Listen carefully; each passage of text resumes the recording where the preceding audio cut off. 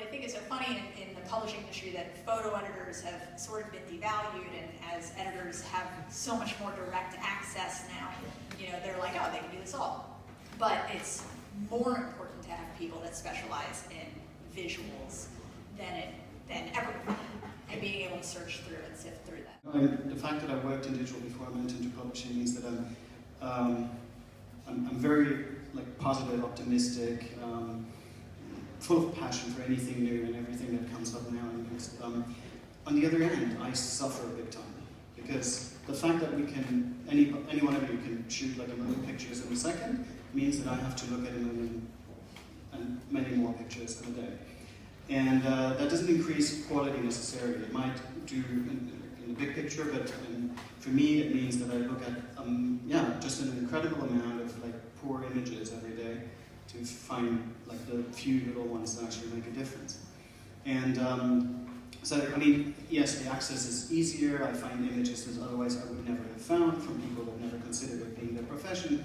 You know, I get all of that, but that other end, I guess, becomes, and we've talked about it, image search beforehand a little bit, becomes a crucial challenge to deal with. It's the same thing for photo editors too. I mean, if you look at the photo editor industry and how those jobs have diminished, the role of a photo editor has changed completely as well. Like I said, our job is not just surfacing the image, licensing the image, providing it to them. We're content creators rather than kind of a service provider to me. And that's a shift. So you have to consider the fact that your job is evolving.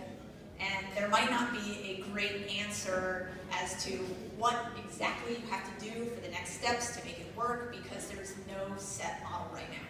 And that's, to me, more exciting than anything else, because you have the ability to decide what your path is going to be and maybe change the industry for all of us. So this idea of reaching out to an audience or building an audience around your work through platforms like Instagram, I think is a very interesting one.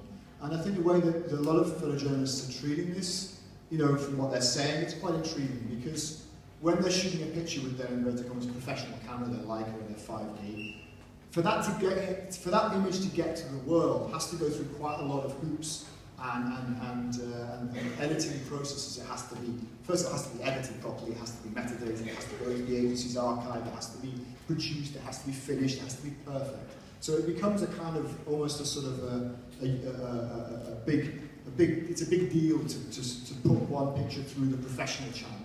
Whereas Instagram, you just shoot it and put it up straight away. So it's become much more like a kind of note-taking, a more sort of personal, more impressionistic thing. You still have the professional finished picture going out into that marketplace, but you also have this kind of more personal, more, you know, more, and what's been interesting about it, I think it's opening up the process by which photographers work. And I think the audiences are really getting engaged with that and find that very interesting, because we always want to know how things were made, or what's going on behind the scenes, as it were. And I think what that's doing in a very interesting way for photographers, what they're realizing is it's then building themselves a direct audience that are directly communicating with the photographer. And that's something that is pretty radically new, that we haven't really had before. You know, you've had your kind of verticals, some fans, perhaps. You know, but that kind of sense of personal interaction with an audience that you don't physically know or meet, I think is a really, really interesting phenomenon.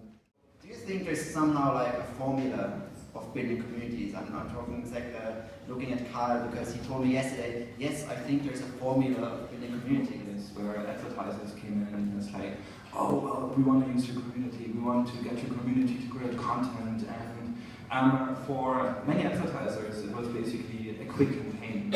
And then all of a sudden, because they went in, they tried to get some content and got out, this whole thing can actually backfire. So I think community is something that it's like in a neighborhood. You move into a neighborhood, you say hi to your neighbors, you want to be a good person, you listen, you are yourself, you try not to be somebody else.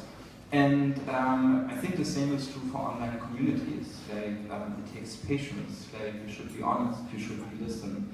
And yeah, I think you need to spend and have the time to see this emerging and growing. It is much more than, like, in terms of speaking to the community, it's much more than just a tweet or a Facebook message.